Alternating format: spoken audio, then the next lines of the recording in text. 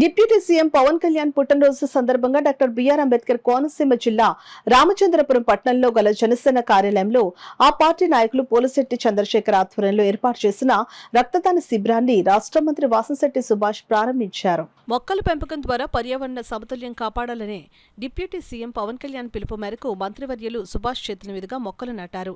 అనంతరం పవన్ కళ్యాణ్ పుట్టినరోజు cake cut చేసి శుభాకాంక్షలు తెలిపారు. పవన్ కళ్యాణ్ పుట్టినరోజు సందర్భంగా కొందరు ఔత్సాహికులు రక్తదానంతో పాటు మరణానంతరం నేత్రదానం, అవయవదానం చేయుటకు అంగీకార పత్రాలు వ్రాశారు.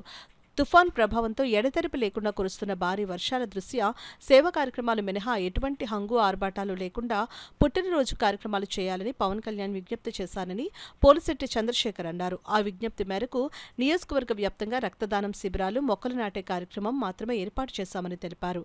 ఈ కార్యక్రమంలో గొల్లపల్లి కృష్ణ, అంకం శ్రీను, నారపరెడ్డి బలరాం, రేవు శ్రీను, బొండా వెంకన్న, పోలిశెట్టి శ్రీనివాసరావు, పోలిశెట్టి పెద్దబాబు, పడాల లోవరాజు, జక్కంపొడి బాబులు, వెల్ల ఎంపీటీసీ చిక్కాల చిన్నకాపు, అక్కిరెడ్డి శ్రీను, సిరిగినాయుడి దుర్గాప్రసాద్, మట్టా దుర్గారావు, సెలగల వెంకటేష్, మందపల్లి రాజు, చందు, నేల శివ, గొర్రెల గణపతి తదితరులు పాల్గొన్నారు.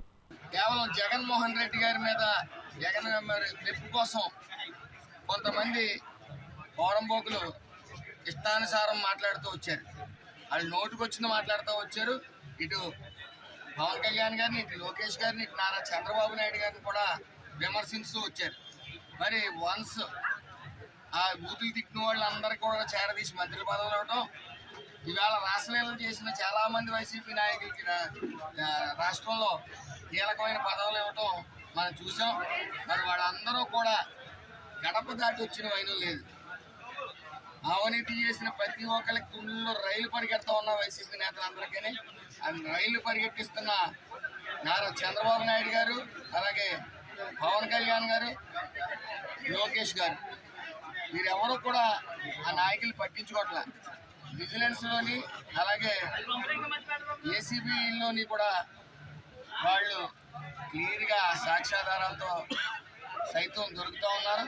సేవా కార్యక్రమాల్లో మాత్రమే మీరు భాగం పంచుకోండి. ఈ ఆనందోత్సవం మన రైతులు ఇంత ఇబ్బందులో ఉన్నప్పుడు మన ఆనందాల్లోకి వెళ్ళడం కరెక్ట్ కాదని చెప్పేసి నిర్ణయించడం జరిగింది. కాబట్టి సేవా కార్యక్రమాలు అన్నట్లోని కూడా మంత్రి గారు ఈరోజు పాల్గొనడానికి సిద్ధంగా ఉన్నారు. మిగిలిన కార్యక్రమాలు కేక్ కటింగ్లు గట్టా ఏమైనా ఉంటే కార్యకర్తలను బాధ పెట్టకూడదన్న ఆలోచనతో, అదేవిధంగా ఎన్ని కష్టాల్లో ఉన్నా సరే పవన్ కళ్యాణ్ గారి పుట్టినరోజుని ఆ వేడుకగా జరుపుకునే ఆనవాయితీని తప్పించే ఉద్దేశం లేక నేను అన్ని చోట్లకి వెళ్ళి కేకులు కట్ చేయడం జరుగుతుంది. ఇది ఆనందంతో కాదు, పవన్ కళ్యాణ్ గారు ఆయన ఉప ముఖ్యమంత్రి అయిన ఆనందంలో చేసుకుంటున్న విషయం. కాబట్టి మీకు అందరూ కూడా గమనించాలని కోరుకుంటూ ఇక్కడ ఇచ్చేసిన ప్రతి ఒక్కరికి కూడా నమస్కారాలు తెలియజేస్తున్నాను.